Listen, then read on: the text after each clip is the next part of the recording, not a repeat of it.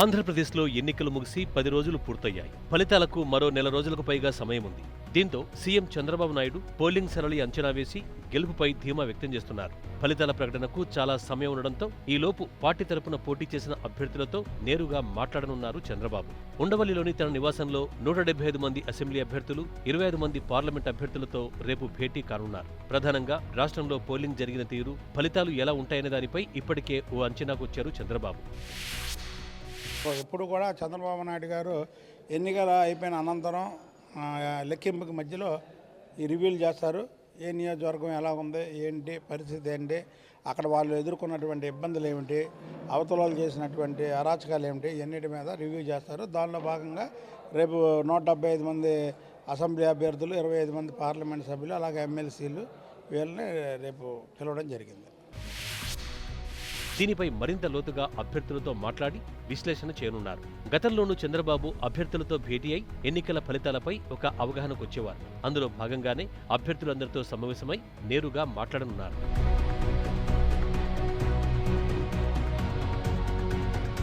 అభ్యర్థులందరూ ఎన్నికల్ని ఏ విధంగా నిర్వహించారు, ప్రతి బూతులో ఎన్ని ఓట్లు పోలయ్యాయి, పోలైన ఓట్లలో తెలుగుదేశం పార్టీకి ఎన్నొస్తాయి, నాయకుల సహకారం ఎలా ఉంది, బూత్ కన్వీనర్లు, సేవామిత్రలు, ఏరియా కోఆర్డినేటర్లు, గ్రామ, మండల కమిటీలు, పార్టీ సమన్వయ కమిటీ సభ్యులు, నామినేటెడ్ పదవులు పొందిన నేతల సహకారం ఎలా ఉంది అన్నదానిపై ఎన్నికల్లో పోటీ చేసిన అభ్యర్థుల నుంచి నివేదిక కోరారు. భవిష్యత్తులో ప్రజలు క్లియర్గా ఉన్నారు. ప్రజలు చంద్రబాబు నాయుడు గారికి క్లియర్గా ఉన్నారు, ఓటు వేశారు. ఎన్నికల గురించి ఏం కాదు, రేపు జరిగినటువంటి విధానం గురించి రేపు రివ్యూ అంతే తప్ప ఇక వేరే ఇదేం కాదు. ఆయనకు వచ్చినటువంటి ఫీడ్బ్యాక్, వీళ్ళు చెప్పేటువంటి ఫీడ్బ్యాక్ ఇవన్నీ కూడా ట్రాలీ చేసుకోవడానికే రేపు సమీక్ష సమావేశాలు.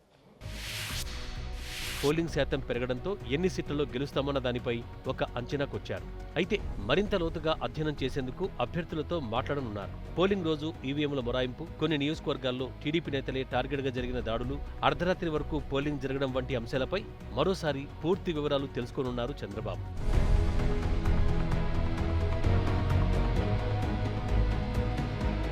పోలింగ్ రోజు ఓటింగ్ శాతాన్ని తగ్గించేందుకు వైసీపీ కుట్ర చేసిందంటూ చంద్రబాబు మొదటి నుంచి చెబుతూనే ఉన్నారు. పోలింగ్ రోజు నివాసం నుంచే పూర్తి స్థాయిలో మానిటరింగ్ చేసిన చంద్రబాబు ఓటర్లు పోలింగ్ కేంద్రాలకు వెళ్లి ఓటు వేసేలా సందేశం పంపారు. చంద్రబాబు విజ్ఞప్తితో ఓటర్లు అర్ధరాత్రి వరకు క్యూలో నిలబడి ఓటు వేశారన్నది చంద్రబాబు లెక్క. అయితే పోలింగ్ టీడీపీకి అనుకూలంగా జరిగిందా, లేదంటే ప్రత్యర్థులకు మేలు జరిగే విధంగా ఉందా అన్నదానిపై పూర్తి స్థాయిలో ఒక అవగాహనకు రానున్నారు.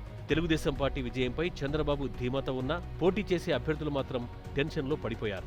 చంద్రబాబు ఏం లెక్కలు చెబుతారు అన్నదానిపై అభ్యర్థుల్లో ఆందోళన ఉంది.